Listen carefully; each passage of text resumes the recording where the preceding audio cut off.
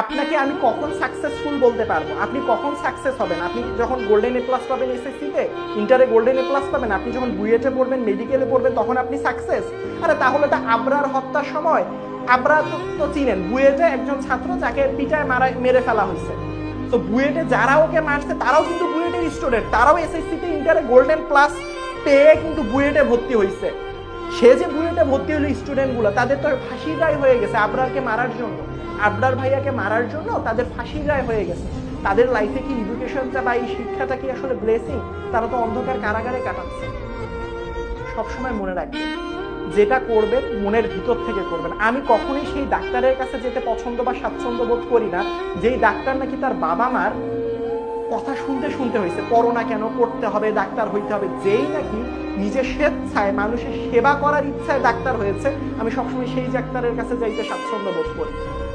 সবসময় মনে রাখবেন, আপনার শিক্ষাটা তখনই সফল হবে, আপনি তখনই সাকসেস হবেন যখন আপনি আপনার শিক্ষাটাকে ভালোবাসবেন।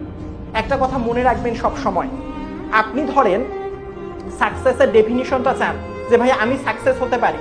আমাদের সাকসেসের কোনো ডেফিনিশন নাই, এক একজনের ক্ষেত্রে এক এক রকম সাকসেসের ডেফিনিশন। মানুষের জীবনের সাকসেসের কখনোই ডেফিনিশন খুঁজে পাবে না, কারণ এক একজনের জন্য সাকসেস এক এক রকম।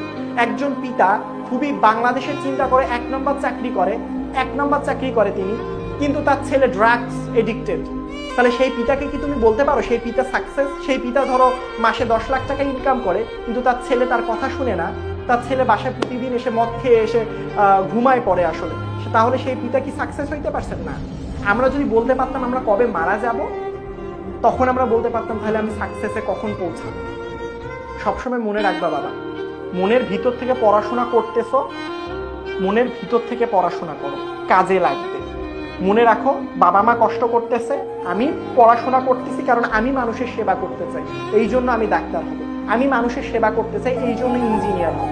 যদি আপনি সচরাচর মুখস্থকারী ডাক্তার হতে চান না, মানুষের সেবা করতে পারবেন।